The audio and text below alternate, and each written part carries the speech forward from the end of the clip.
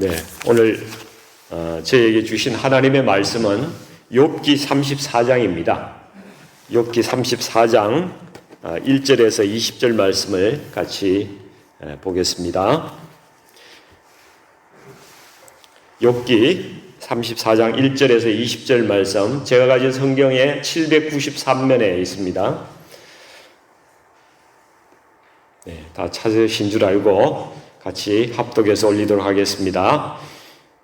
엘리후가 말하여 이르되 지혜 있는 자들아 내 말을 들으며 지식 있는 자들아 내게 귀를 기울이라.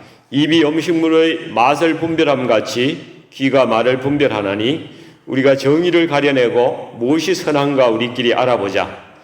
욥이 말하기를 내가 의로우나 하나님이 내 의를 부인하셨고 내가 정당함에도 거짓말쟁이라 하였고 나는 허물이 없으나 화살로 상처를 입었노라 하니 어떤 사람이 욥과 같으랴. 욥이 비방하기를 물 마시듯 하며 악한 일을 하는 자들과 한패가 되어 악인과 함께 다니면서 이르기를 사람이 하나님을 기뻐하나 무익하다 하는구나. 그러므로 너희 총명한 자들아 내 말을 들으라. 하나님은 악을 행하지 아니하시며 전능자는 결코 불의를 행하지 아니하시고 사람의 행위를 따라 갚으사 각각 그의 행위대로 받게 하시나니 진실로 하나님은 악을 행하지 아니하시며 전능자는 공의를 굽히지 아니하시느니라. 누가 땅을 그에게 맡겼느냐?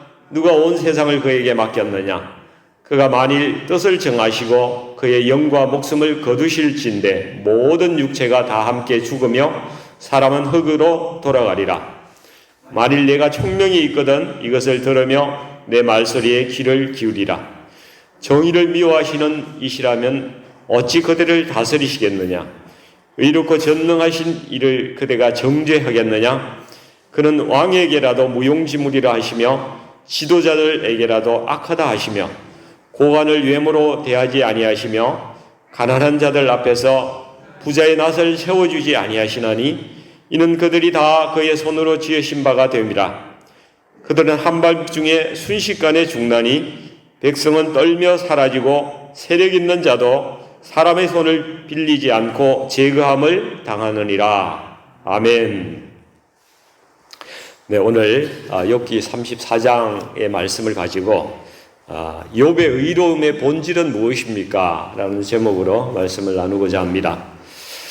여러분, 사람이 고난 속에 있을 때는 그것에 대해서 여러 가지 해석을 하게 됩니다. 욥의 세 친구들은 지금까지 욥을 두고 과거에 욥이 저지른 죄의 결과 때문에 내 고난이 있는 것이다, 이렇게 이야기를 줄곧 해왔죠. 그러나 욥은 억울해서 33장에 보면 이렇게 이야기를 해요. 나는 깨끗하여 악인이 아니며 순전하고 불의가 없는데 하나님이 나에게서 잘못을 찾으시고 나를 자기의 원수로 여기고 내 발에 착고를 채우시고 나의 모든 길을 감시하신다. 나는 그래서 하나님께 좀 따져봐야 되겠다. 그래서 이 세 친구하고 욥은 그 논쟁이 끝이 없이 평행선을 긋고 계속 해왔습니다. 근데 이제 새로 엘리후라는 젊은이가 나타나서 33장에서 이렇게 이야기를 해요. 하나님은 사람보다 크시고 사람들의 말에 대답을 안 하신다고 해서 그분과 논쟁을 하겠다는 것은 잘못된 일이다. 하나님은 말씀으로 경고하시기도 하고 사람의 나쁜 행실과 교만을 막아서 이 사람의 혼을 이 구덩이에 빠지지 않게 하려고, 지옥까지 않게 하려고, 음부에 빠지지 않게 하려고 하나님께서 고난과 또 때때로 징계를 주신다, 이렇게 이야기를 하는 것입니다. 엘리야의 이야기에 의하면 사람에게 오는 고난이나 질병이라는 것은 하나님의 경고일 수가 있고 또 교육적인 조치일 수가 있다, 이렇게 이야기를 하고 있는 것이죠. 새 친구들이 이렇게 고난이 죄의 결과라고 이야기하는 것하고는 엘리야의 말은 확실히 다른 점이 있습니다. 이 엘리야의 고난에 대한 해석은 하나님을 어떻게 생각하는가 하는 관점에서 우리에게 좀 다르게 다가오죠. 새 친구들의 관점은 하나님은 잘못하면은 벌 주시고 잘한 사람에게는 복 주시는 그런 하나님. 어쩌면 좀 기계적인 하나님으로 이렇게 권선징악적인 하나님으로 보고 있다는 것을 알 수가 있죠. 그런데 엘리후가 말하는 하나님은 우리에게 깊은 관심과 사랑을 가지신 분이다. 그 하나님은 그냥 기계적인 하나님이 아니라 나의 일생을 세밀하게 관찰하시고 또 나의 발걸음에 동행하시는 하나님이시다.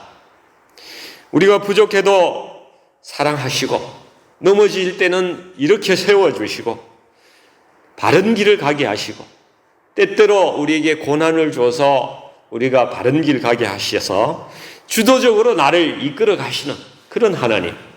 그 하나님은 주권적으로 나를 사랑해서 인도하신 하나님이시다.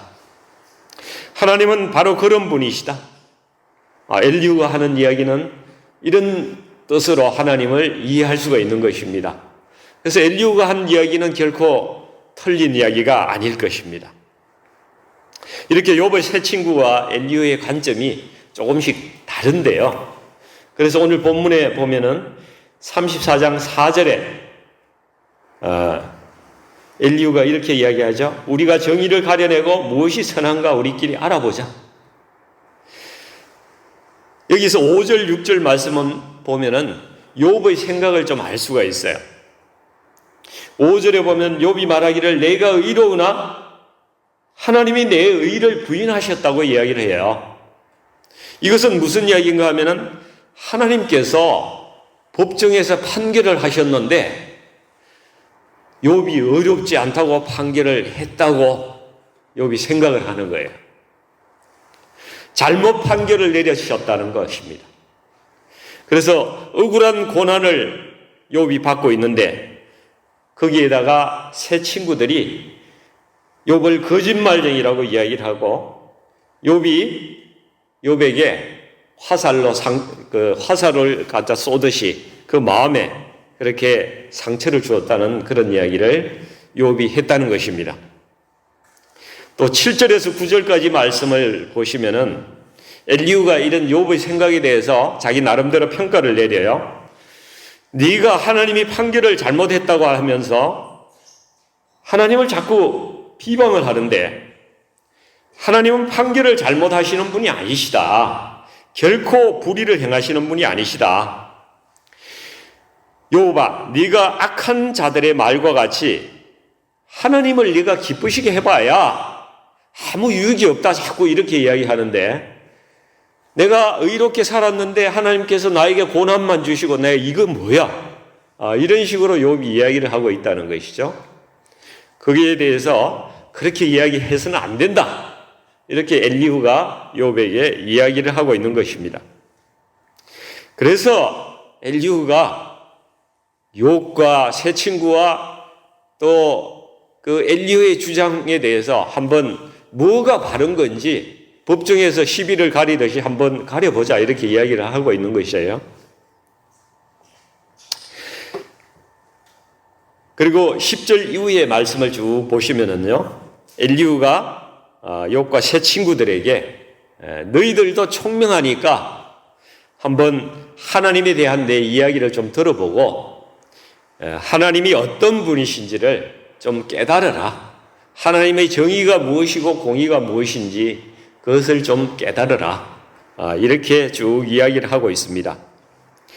하나님께서 의로우시고 정의로우시고 공의로우셔서 욥에 대해서 잘못 판단하거나 판결을 잘못했다고 할 수가 없는 것이죠. 사실은 하나님께서 그러신 분이시다 하는 것은 엘리후의 이야기는 틀린 것이 아닙니다. 그러나 의롭지 않은 자를 하나님께서 고난을 통해서 교육하고 또 경고하고 해서 바른 길 가게 하려고 이렇게 하신다면은 좀 이해가 쉬운데 욥은 자기가 의롭다고 확신하고 있음에도 불구하고 이렇게 고난을 이렇게 주고 계신다는 데에 대해서 욥이 엘리후의 말에 대해서도 납득이 안 가는 거예요. 자기의 고난의 이유를 정확히 알 수가 없는 것입니다. 하나님께서 처음부터 욥에 대해서 어떻게 선언하셨습니까? 욥이 의롭다고 선언하셨어요. 그리고 욥도 계속 자신을 의롭다고 이야기를 합니다. 근데 이것이 혹시 욥의 큰 교만은 아닐까요? 여러분 그런 생각 해보시지 않았습니까? 로마서 3장 10절에도 의인은 없나니 하나도 없다 이렇게 말씀하셨는데 욥이 자신을 계속 의롭다고 하는 논거는 도대체 무엇일까요? 하나님께서도 욥이 행하는 그 놀라운 그 선한 행위들, 이것 때문에 하나님께서 욥을 의롭다고 말씀하셨을까요? 왜 하나님께서 욥을 의롭다고 말씀하셨을까요? 그래서 오늘은 여기에 대해서 한번 말씀을 나눠보려고 합니다. 우선 우리가 아브라함에 대해서 말씀하고 있는 로마서 4장 2절에서 3절 말씀을 한번 보겠습니다. 이렇게 제가 한번 읽어보겠습니다. 만일 아브라함이 행위로서 의롭다 하심을 받았으면 자랑할 것이 있으려니와 하나님 앞에서는 없느니라. 성경이 무엇을 말하느냐? 아브라함이 하나님을 믿음에 그것이 그에게 의로 여겨진 바 되었느니라. 또 로마서 4장 13절에도 아브라함이나 그 후손에게 세상의 상속자가 되리라고 하신 언약은 율법으로 말미암은 것이 아니요 오직 믿음의 의로 말미암은 것이니라. 이렇게 말씀하고 있어요. 이 말씀은 하나님의 약속의 말씀이 이렇게 율법보다 먼저 있었다는 것이죠. 하나님께서 아브라함과 언약을 맺으신 후에 율법은 그 언약 이후에 430년 이후에 이스라엘 백성들이 출애굽할 때에 시내산에서 주신 것입니다. 믿음의 백성들이 그 율법을 지신 이유는 믿음의 백성들이 그 행위 규범으로 헌법으로 그것을 따라서 살아가라고 주신 것이죠. 그러므로 하나님께서 이스라엘 백성에게 의롭다고 한 것은 율법을 지켜서가 아니라 바로 무엇입니까? 그보다 앞서서 그들의 믿음을 의로 여기셨다는 말씀입니다. 그러면 믿음을 가진 자가 이 율법을 주셨는데 이 율법을 지키고자 하는 힘은 자신의 의지로 하는 것입니까? 아니면 율법을 지키는 힘은 어디서 나오는 것입니까? 그것은 바로 하나님을 사랑하는 마음, 그 마음에서 나온다는 것이죠.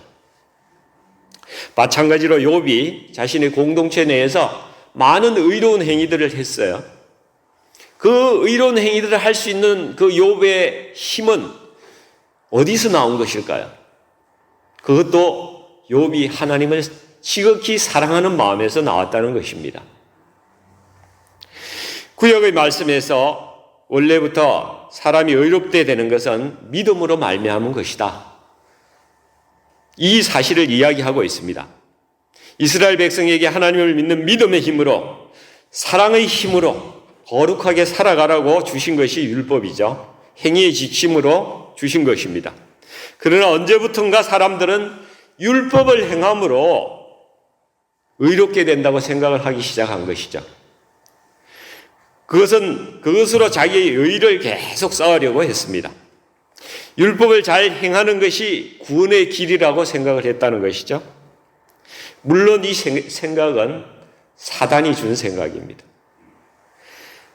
오늘날 모든 종교는요, 뭔가 자기가 열심히 노력하고 자기의 의를 이루어서 구원받으려고 하는 것이 세상의 모든 종교들의 기초입니다. 그래서 우리는 그것이 사단의 생각임을 알 수가 있는 것이죠. 그러나 로마서 3장 21절에 보면은 이제는 율법 외에 하나님의 한 의가 나타났으니 율법과 선지자들에게 증거를 받은 것이라. 곧 예수 그리스도를 믿음으로 말미암아 모든 믿는 자에게 미치는 하나님의 의인이 차별이 없느니라. 여러분, 예수님이 오시기 전에는 사람들이 율법을 행함으로 의롭게 되려고 했지만은 지금부터는 의에 대해서 완전히 새로운 시대가 시작되었다고 이야기를 하고 있습니다. 이 새로운 의는 율법 외에 율법이 아닌 다른 하나님의 의, 새로운 의라고 말하고 있습니다. 예수 그리스도를 믿음으로 말미암아서 모든 자에게 미치는 그러한 의라는 것입니다. 이것은 기존의 개념을 통째로 바꾸는 그러한 놀라운 선포이죠. 사람이 할 수 있는 가장 의로운 일은 바로 예수 그리스도를 믿는 일이고, 또 예수님을 믿으면은 의롭게 된다는 위대한 선포이기도 한 것입니다. 그러면 복음과 율법은 어떤 관계를 가지고 있느냐? 우리 주님께서 마태복음 5장 17절에 산상수훈에서 이렇게 말씀하셨어요. 내가 율법이나 선지자나 폐하려 온 줄로 생각지 말라. 폐하려 온 것이 아니라 완전케 함이로다. 여러분, 주님은 율법을 폐하려 오신 것이 아니라 완성하러 오셨다고 말씀하고 있어요. 주님이 오심으로써 율법이 폐기되었다고 이렇게 이야기하는 사람들이 있는데, 그것도 사단의 속임수라는 것입니다. 결코 그렇지 않습니다. 여러분, 율법은 복음이 구체화된 것입니다. 율법과 복음은 동전의 양면입니다. 분리될 수도 없고 떨어질 수도 없습니다. 이 구약시대에 제시된 의의 위대한 표준은 신약시대에서도 결코 낮아지거나 또 사라지는 것이 아닙니다. 그래서 복음의 역사는 하나님의 거룩한 의를 갖다가 이 율법의 요구를 약화시키는 것이 아니라 오히려 율법의 명령을 지킬 수 있는 수준까지 성도들을 끌어올리고자 하시는 것입니다. 이것이 바로 야고보에서 말씀하는 믿음과 또 행함이라는 것입니다. 야고보서 3장 14절에 이렇게 말씀하죠. 내 형제들아, 만일 사람이 믿음이 있노라 하고 행함이 없으면 무슨 유익이 있으리요? 그 믿음이 능히 자기를 구원하겠느냐? 여러분, 그러므로 믿음으로 얻는 의의 본질은 우리가 예수님께 전적으로 우리를 맡길 때에 주님께서 그분의 삶을 통해서 이루어진 의의 결과, 그 결과를 우리에게 전가해 주시고 또 그분의 본성을, 그 사랑의 본성을 우리에게 넣어 주시는 것입니다. 우리의 마음에 심어 주시는 거예요. 그것이 성령을 통해서 우리에게 하나님의 본성, 그 사랑이 부어지게 하시는 것입니다. 그러므로 우리는 예수님을 믿음으로 말미암아 우리가 하나님께서 주신 율법을 더 잘 지키는 사람으로 변화하게 된다는 사실입니다. 믿음이 있는 사람은 율법의 행함이 이 바늘과 실이 가듯이 그렇게 항상 따라가게 돼 있는 것입니다. 자, 그러면 우리가 결론을 좀 내려야 되는데요. 욥의 의로움의 원천이 무엇이겠습니까? 여러분, 율법을 잘 행함으로써 하나님께서 그를 의롭다 하셨을까요? 그렇지 않다는 것입니다. 하나님께서 욥을 의롭다고 하신 것은 끝까지 욥이 하나님을 신뢰하고 그분에게만 구원의 길을 찾는 그 믿음 때문에 욥을 의롭다고 말씀하신 겁니다. 욥의 순전한 믿음 때문에 욥에게 하나님께서 의롭다.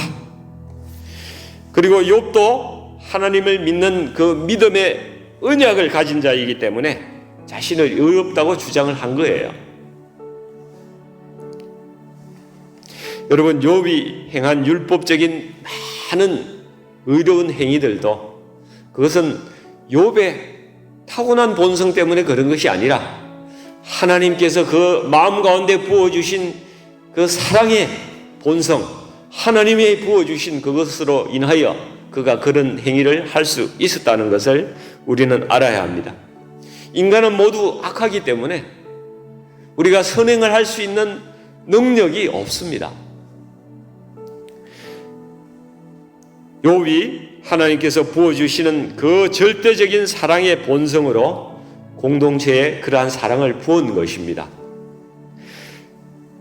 그 사랑이 부어지지 않는 상태, 그러한 믿음이 없는 상태, 성령께서 부어주시 않는 사랑이 없는 상태인 사람들에게는 아무리 율법을 지키고자 애써봐야 그것이 가식이 될 수밖에 없다는 것이죠. 바로 바리새인들이 그렇게 살아왔던 사람이라는 것입니다. 그래서 우리가 정말 뜨겁게 간구해야 되는 것은 하나님의 사랑의 본성이 우리 가운데 부어지기를 기도해야 하는 것입니다. 성령께서 우리의 마음을 온전히 맡아서 우리가 우리의 마음을 성령께 온전히 맡겨서 주님의 영이 우리의 혼을 인도해 주시도록 그렇게 간구해야 됩니다. 우리 공동체 내에서도 우리가 욥과 같이 이제 믿음으로 헌신되고 또 성령을 역사를 통해서 부어주신 그 사랑이 우리 가운데 넘쳐나기를 그렇게 간구합니다. 도저히 멈출 수 없는 주님께서 부어주시는 그러한 사랑으로 주위의 많은 사람들에게 빛이 되고 도움이 되고 또 그러한 소금이 될 수 있는 그러한 믿음의 성도들로 우리가 바뀌어지시기를 간절히 기도합니다. 믿음의 능력이 있는 것입니다. 우리가 이 믿음으로 기도해야 하는 것입니다. 오늘 이 믿음으로 큰 역사가 일어나기를 주님 이름으로 간절히 간구합니다. 같이 기도하겠습니다. 하나님, 우리의 의로움은 예수 그리스도를 믿는 믿음으로 인해서 주시는 것임을 알게 하셔서 참 감사합니다. 그러나 우리가 주님을 믿을 때에 주님께서 주시는 그 율법도 우리가 더욱 지켜나가도록 성령께서 우리 마음을 주장하시고 인도하신다는 사실도 우리가 깨달았습니다. 주님을 닮고자 또 그렇게 살아갈 때 때때로 우리에게 고난이 닥치는 것도 깨닫습니다. 그러나 그 고난은 감추어진 하나님의 축복임을 알게 하시고 하나님의 정하신 때까지 우리가 인내하면서 기다릴 수 있는 그러한 믿음을 허락해 주시옵소서. 우리가 하나님의 마음으로 이웃을 돌아보게 하시고 또 우리에게 허락하신 공동체 내에서 빛과 같이 하나님의 의가 충만하게 넘치는 그러한 공동체가 될 수 있도록 하나님 인도해 주시옵소서. 세상을 하나님의 눈으로 바라보게 하시고 하나님의 마음으로 기도하면서 우리 주위의 영혼들을 사랑하면서 주님 다시 오시는 날까지 선한 일을 행하면서 살아갈 수 있는 능력의 종으로 세워주시옵소서. 예수님의 이름으로 간절히 기도드리옵나이다. 아멘.